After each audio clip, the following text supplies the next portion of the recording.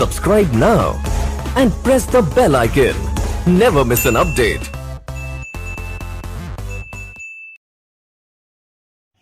Hello दोस्तों, आप सभी का हमारे YouTube चैनल पे स्वागत है। आज हम यूपी बोर्ड की क्लास स्टार्ट करेंगे और ये क्लास NCERT पर आधारित है और इस क्लास में हम सबसे पहले मैथ की क्लास शुरू करेंगे और ये क्लास 2021 के एग्ज़ाम पर आधारित क्लास है। और आज हम तीसरे चैप्टर को डिस्कस करेंगे और तीसरा चैप्टर जो है वो मैट्रिक्स है, हिंदी में आव्यूह कहते हैं। इम्पोर्टेंट चैप्टर है और आसान भी है, तो आप लोग पहले इजी चैप्टर से स्टार्ट करेंगे। तो मैट्रिक्स डिस्कस करते हैं। सबसे पहले मैट्रिक्स में हमको पढ़ना है आव्यूह के प्रकार, टाइप्स ऑफ मैट्रिक्स।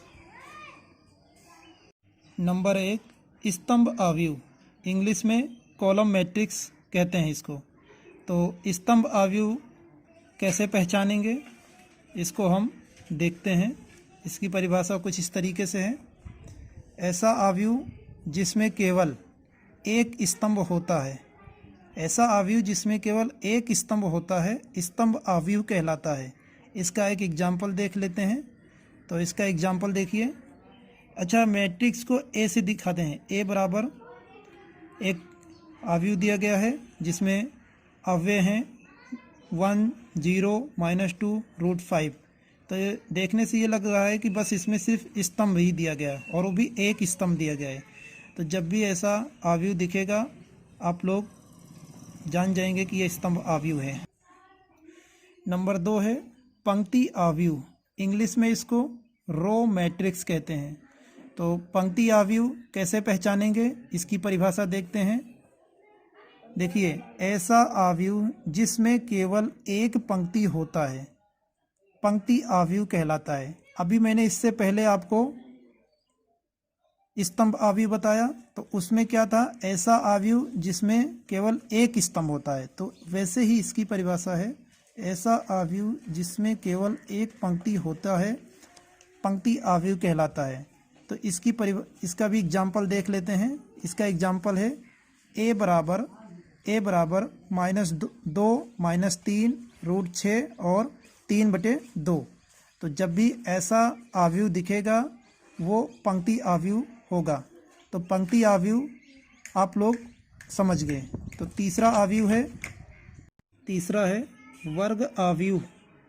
वर्ग आव्यूह को इंग्लिश में स्क्वायर मैट्रिक्स कहते हैं। और इसको कैसे पहचानेंगे, तो इसकी परिभाषा देख लेते हैं। इसकी परिभाषा है, ऐसा आव्यूह जिसमें पंक्तियों की संख्या स्तंभों की संख्या के समान या बराबर होती हैं, समान या बराबर होती हैं, वर्ग आव्यूह कहलाता है। तो ऐसे समझ लीजिए कि ऐसा आव्यूह जिसमें जितनी पंक्तियां होंगी उतने ही स्तंभ होंगे, तो उसको वर्ग आव्यूह कहते हैं। इसका एक एग्जाम्पल देख लेते हैं। तो एग्जाम्पल है, ए बराबर एक मैट्रिक्स दिया गया है और उसमें अव्यय हैं 3, 2, 6, 4, 9, 0, 6, 7, 1। तो इसमें देखिए 3 पंक्तियां दी गई हैं और 3 रो दी गई हैं। अगर इसका मुझे कोटि लिखना हो तो इसको हम लिखेंगे 3 × 3 के फॉर्म में लिखेंगे। ये होती है पंक्ति, जितनी पंक्ति होती हैं इसको लिखते हैं, और इंटू ये होती है कॉलम, हिंदी में स्तंभ कहते हैं। पंक्ति गुणे स्तंभ, इसकी कोटि है ये। अगर अभी प्रश्नावली स्टार्ट करेंगे तो प्रश्नावली में कई सारे क्वेश्चन ऐसे हैं कि जिसमें कोटि निकालने के लिए देते हैं। तो कोटि इस तरीके से फाइंड करते हैं, जो पंक्ति होंगी उसको पहले लिखेंगे और जो स्तंभ होंगी उसको मल्टीप्लाई के बाद लिखेंगे और यही इसकी कोटि होगी। इसको इंग्लिश में ऑर्डर ऑफ मैट्रिक्स कहते हैं। तो चौथा मैट्रिक्स है, चौथा टाइप है विकर्ण आव्यूह, इंग्लिश में डायगोनल मैट्रिक्स कहते हैं। अब विकर्ण आव्यूह कैसे पहचानेंगे, इसकी परिभाषा भी देखते हैं। ऐसा आव्यूह जिसमें विकर्ण के अतिरिक्त सभी अवयव शून्य होते हैं, विकर्ण आव्यूह कहलाता है। इसका मतलब ये हुआ कि विकर्ण के अलावा जितने भी नंबर होंगे वह सारे जीरो होंगे। अवयव से आप ये समझ लीजिए कि जो भी मैट्रिक्स में होता है उसमें विकर्ण के नंबरों को छोड़कर सभी नंबर 0 होंगे। तो इसका एक एग्जाम्पल देख लेते हैं, उदाहरण देख लेते हैं, तो आप लोग अच्छे से समझ जाएंगे। ए बराबर ऐसे ही दिया गया है एक मैट्रिक्स 2 0 0 0 3 0 और 0 0 9। तो देखिए विकर्ण में जितने भी नंबर हैं, विकर्ण में उसका मान दिया गया, बाकी के सारे अवयव 0 हैं। तो जब भी ऐसी मैट्रिक्स कहीं दिखेगी तो वो विकर्ण मैट्रिक्स होगी, विकर्ण आव्यूह होगा, और इंग्लिश में इसको डायगोनल मैट्रिक्स कहते हैं। तो ये देखिए इसका एग्जाम्पल विकर्ण आव्यूह का। नेक्स्ट टाइप, और ये 5 नंबर मैट्रिक्स है और इसका नाम है अदिश आव्यूह। अदिश आव्यूह के इंग्लिश में स्केलर मैट्रिक्स कहते हैं। तो अदिश आव्यूह कैसे पहचानेंगे, इसकी भी परिभाषा देख लेते हैं। तो इसकी परिभाषा है ऐसा विकर्ण आव्यूह, यानी कि अदिश आव्यूह वही होगा जो विकर्ण आव्यूह पहले से ही होना चाहिए। तो ऐसा विकर्ण आव्यूह जिसके विकर्ण के अवयव समान हो, अदिश आव्यूह कहलाता है। समान का मतलब यानी कि विकर्ण में जो नंबर रहेगा वो सारे नंबर एक जैसे हों, एक ही नंबर होना चाहिए, तो वो अदिश आव्यूह कहलाता है। तो इसका उदाहरण देख लेते हैं। एक एग्जाम्पल है, एग्जाम्पल दिया गया है √2 0 0 0 √2 0 और 0 0 √2। तो देखिए इसमें जो दिया गया है, क्या कहते हैं, विकर्ण में सिर्फ √2 तो एक ही, यानी कि एक ही मान है, समान है। तो ऐसे जब भी आपको आव्यूह दिखेगा तो ये अदिश आव्यूह कहलाएगा, और अदिश आव्यूह को इंग्लिश में स्केलर मैट्रिक्स कहते हैं। ये भी आप लोग को मालूम होना चाहिए। अगला टाइप है 6 नंबर है तत्समक आव्यूह। तत्समक आव्यूह किसे कहते हैं, सबसे पहले तो इसको देख लीजिए। इंग्लिश में आइडेंटिटी मैट्रिक्स कहते हैं, आइडेंटिटी मैट्रिक्स इंग्लिश में कहते हैं। और इसकी परिभाषा देखते हैं, ऐसा आव्यूह जिसके विकर्ण के सभी अवयव एक होते हैं, यानी कि ऐसा आव्यूह जिसके विकर्ण के सभी अवयव एक हों, बाकी के सारे 0 होने चाहिए, 0 होने चाहिए, तो वो आव्यूह तत्समक आव्यूह कहलाता है। और इसको आई से डिनोट करते हैं, आई से दिखाते हैं। आई से इसलिए दिखाते हैं क्योंकि इसको इंग्लिश में आइडेंटिटी मैट्रिक्स कहते हैं, और इसके कैपिटल आई, इसका फर्स्ट लेटर जो है आइडेंटिटी का, उसी से इसको डिनोट करते हैं, दिखाते हैं, प्रदर्शित करते हैं। तो इसका एक एग्जाम्पल देखते हैं। आई = आई से इसको दिखाते हैं, इसीलिए आई बराबर ले रखे हैं 1 0 0 और 0 1 0 और 0 0 1। तो ये तत्समक आव्यूह का उदाहरण है। जब भी ऐसी कोई मैट्रिक्स दिखेगी तो आप लोग जान जाएंगे कि ये तत्समक आव्यूह है। इंग्लिश में इसको आइडेंटिटी मैट्रिक्स कहते हैं। और लास्ट टाइप है, और ये 7 नंबर है मैट्रिक्स। 7 टाइप की मैट्रिक्स आप लोगों की सिलेबस में दिया गया है, और इसी सिलेबस को ही हमको कवर करना है, क्योंकि ये NCERT पर आधारित सिलेबस है, और यही सिलेबस आप लोगों के एग्ज़ाम में इसी से क्वेश्चन आएंगे। 7 नंबर शून्य आव्यूह, इंग्लिश में 0 मैट्रिक्स कहते हैं। तो शून्य आव्यूह की परिभाषा कुछ इस तरीके से है, ऐसा आव्यूह जिसके सभी अवयव शून्य होते हैं, यानी कि ऐसा आव्यूह जिसके सभी नंबर शून्य होंगे, शून्य आव्यूह कहलाता है। और इसको हम ओ से प्रदर्शित करते हैं। तो देख लीजिए शून्य आव्यूह कैसा होता है, यानी कि ऐसा आव्यूह जिसमें सारे मान 0 हों, सभी अवयव 0 होते। देखिए एक मैट्रिक्स है जिसके सभी 0 0 0 दिए गए हैं। तो ये हो गया आव्यूह के प्रकार। तो प्रश्नावली शुरू करने से पहले हम सभी को आव्यूह के बारे में जानना बहुत ज़रूरी है, क्योंकि प्रश्नावली में आव्यूह के टाइप से बहुत सारे क्वेश्चन हैं और ये बेसिक है। अब हम प्रश्नावली को स्टार्ट करते हैं। तो प्रश्नावली है सबसे पहले 3.1। प्रश्नावली 3.1 शुरू करते हैं, और पहला क्वेश्चन स्टार्ट करेंगे। एक मैट्रिक्स दी गई है, एक आव्यूह दिया गया है ए बराबर करके, और ये आव्यूह आप लोगों के सामने है, और इसमें 3 क्वेश्चन फाइंड करना है। तो क्या क्या ज्ञात करना है देख लीजिए। आव्यूह की कोटि निकालना है, दूसरा पॉइंट है अवयव की संख्या निकालना है, यानी कि इस मैट्रिक्स में इस आव्यूह में कितने अवयव हैं उसको भी हमको निकालना है। और तीसरा पॉइंट है कुछ अवयवों के मान निकालने हैं, और वो स्पेशल दिया गया है। A13 का मान निकालना है, और A21 का मान निकालना है, A33 का मान निकालना है, और A24 का मान निकालना है, और साथ ही A23 का मान निकालना है। तो पहले पॉइंट को हम देखते हैं कैसे निकालना है। सबसे पहला पॉइंट है अवयव की कोटि।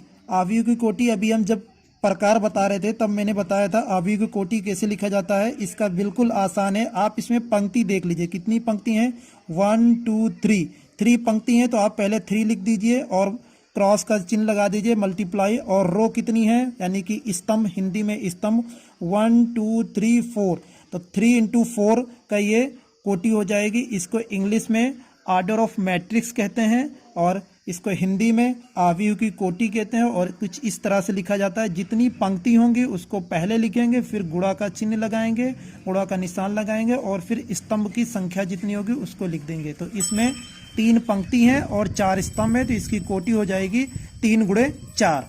तो दूसरा नंबर हम निकालते हैं और दूसरा नंबर हमको निकालना है अवयवों की संख्या।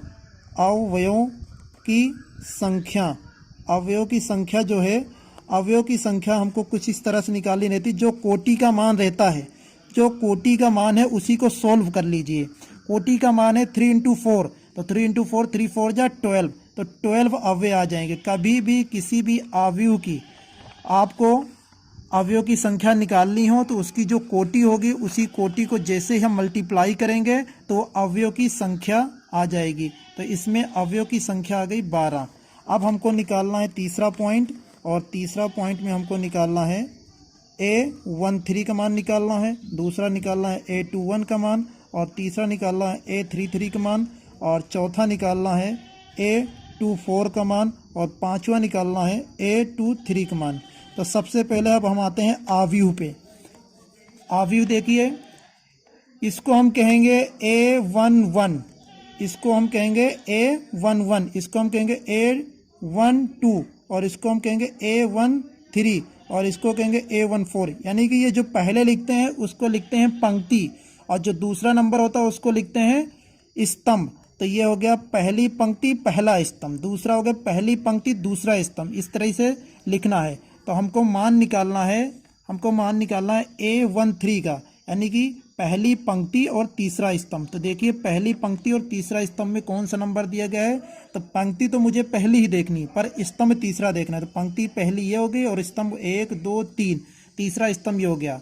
तो A13 का मान जो है वो है 19, तो यहाँ पे हमको 19 मिल जाएगा, ये हो जाएगा 19। इसी तरीके से A21 का मान, तो A21 का मान का मतलब हमको दूसरी पंक्ति जाना है और पहला स्तंभ जाना है। तो फिर से हम मैट्रिक्स पे आते हैं, तो देख लीजिए मैट्रिक्स में सबसे पहले मैट्रिक्स में आएंगे तो दूसरी पंक्ति ये हो गई और पहला स्तंभ ये हो गया। तो यहाँ पे इसका मान हो जाएगा 35, ये 35 हो जाएगा। तो यहाँ पे 35 हम लिख लेंगे। अब तीसरा हमको निकालना है A33, यानी कि तीसरी पंक्ति तीसरा स्तंभ। तो फिर से मैट्रिक्स को देखते हैं, तो मैट्रिक्स देखेंगे तो तीसरी पंक्ति ये है और तीसरा स्तंभ हो जाएगा, तीसरी पंक्ति तीसरा स्तंभ 1 2 3, ये हुआ तीसरा स्तंभ। तो तीसरा स्तंभ का मान दिया है -5, तो -5 इसका मान हो जाएगा। अब हमको निकालना है A24, A24 का मतलब हुआ, A2 का मतलब हुआ दूसरी पंक्ति चौथा स्तंभ। तो दूसरी पंक्ति चौथा स्तंभ देखते हैं सबसे पहले, तो ये है दूसरी पंक्ति, ये है दूसरी पंक्ति और चौथा स्तंभ हुआ 1 2 3 4, चौथा स्तंभ हुआ 12, यानी कि यहाँ पे जो मान आएगा 12 आ जाएगा। तो इसका मान आ जाएगा 12। और लास्ट है, लास्ट हमको निकालना है A23। A23 का मान का मतलब ये है कि हमको दूसरी पंक्ति देखना है और तीसरा स्तंभ देखना है। तो हम सबसे पहले आएंगे अवयव पे। अवयव में आइए, दूसरी पंक्ति कौन सी, दूसरी पंक्ति ये है, उसका तीसरा स्तंभ है 1 2 3, तीसरा स्तंभ है 5/2, तो इसका मान जो आएगा 5/2 आएगा। तो यहाँ पे हम इसका मान लिख देंगे 5/2। तो हमको जितने भी निकालने थे उतना देख लीजिए सारे। A13 का मान आ गया 19, A21 का मान आ गया 35 और A3 का मान आ गया -5 और A24 का मान आया है 12 और A23 का मान आया है 5/2। तो इस तरीके से पहला क्वेश्चन हमने डिस्कस कर लिया है। अब प्रश्नावली 3.1 का दूसरा क्वेश्चन देखते हैं। दूसरा क्वेश्चन है, यदि किसी अव्यय में 24 अव्यय हों तो इसकी संभव कोटियां क्या हैं। और इसी के आगे एक क्वेश्चन और दिया गया है, यदि इसमें 13 अव्यय हों तो इसकी कोटियां क्या होंगी। यानी कि दूसरे क्वेश्चन में 2 क्वेश्चन पूछा गया है। तो जब भी कभी अवयव के अव्यय दिए हों 24, तो आप लोग ये समझ जाइए कि उसमें अवयव की संख्या 24 दिया है, तो हमको ऐसी कोटियाँ लिखनी है कि जिनका आपस में मल्टीप्लाई 24 बनना चाहिए। तो हमको ऐसे जोड़े फाइंड करना है जिसमें 24 बन जाए। तो सबसे पहले लिख लेते हैं संभव कोटियाँ। तो कौन कौन सी संभव कोटियाँ हो सकती है? देखिए, सबसे पहले है 1 इंटू 24। तो जब 1 का 24 से मल्टीप्लाई करेंगे 24 आएगा, पहला यह हो गया। दूसरा है 2 इंटू 12। तीसरा है 3 इंटू 8। और चौथा है 4 इंटू 6। अगला है 6 इंटू 4। इसके बाद अगला है 8 इंटू 3। इसके बाद अगला है 12 इंटू 2। और लास्ट है 24 इंटू 1। तो इसकी इतनी कोटियाँ बन सकती हैं। अगर हम देखें तो 1 पहला है 1 गुणे 24, दूसरा है 2 गुणे 12, तीसरा है 3 गुणे 8, चौथा है 4 गुणे 6, पाँचवा है 6 गुणे 4, छठा है 8 गुणे 3 और सातवां है 12 गुणे 2 और आठवां है 24 गुणे 1। तो इसकी संभव कोटियाँ टोटल 8 हो सकती हैं, 8। और मैंने बताया क्या है, इसका मल्टीप्लाई 24 बनना चाहिए, तो 24 बन भी रहा है। तो एक क्वेश्चन तो हो गया, पर इसी में एक क्वेश्चन और पूछा गया, जब 13 अव्यय हों तो इसकी कितनी कोटियाँ बन सकती हैं? तो 13 का ऐसा जोड़ा निकालिए कि जिसमें मल्टीप्लाई करने पे 13 आए। तो सिर्फ इसकी 2 ही संभव कोटियाँ हैं, एक तो है 1 इंटू 13 और दूसरा है 13 इंटू 1। तो इसकी सिर्फ 2 कोटियाँ हैं। तो क्वेश्चन नंबर 2 सॉल्व हो गया है। अब हम क्वेश्चन नंबर 3 की ओर चलते हैं। तो थर्ड नंबर क्वेश्चन है, तीसरा नंबर क्वेश्चन है, दूसरे क्वेश्चन की तरीके का क्वेश्चन है। यदि किसी अवयव में 18 अव्यय हों तो इसकी संभव कोटियाँ क्या है? और इसी में एक क्वेश्चन और पूछा गया है, यदि 5 अव्यय हों तो क्या होगा, यानी कि इसकी क्या क्या कोटियाँ हो सकती हैं। तो सबसे पहले हमने ये बता रखा है कि संभव कोटियाँ कैसे निकालेंगे। संभव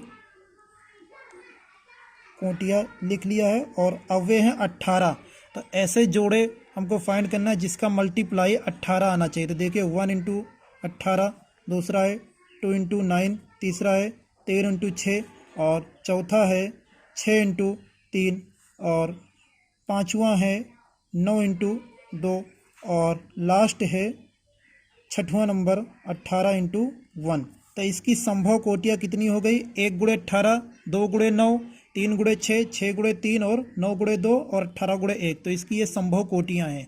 अच्छा, इसी में एक क्वेश्चन और पूछा गया है, अव्यय की संख्या है 5। अव्यय की संख्या है 5, तो इसकी कोटियाँ क्या बनेंगी? तो भाई 5 एक ऐसा नंबर है जिसमें मल्टीप्लाई बहुत ही मुश्किल है, सिर्फ वो खुद से होगा मल्टीप्लाई और 1 से होगा। तो 1 इंटू 5, एक तो ये होगी इसकी कोटि और दूसरी होगी 5 इंटू 1। तो इसकी 2 संभव कोटियाँ बनेंगी। तो इस तरीके से तीसरा क्वेश्चन सॉल्व हो गया। आज की क्लास को इसी क्वेश्चन पे एंड करते हैं। नेक्स्ट क्लास में मिलेंगे और आगे के क्वेश्चन को सॉल्व करेंगे। Thank you.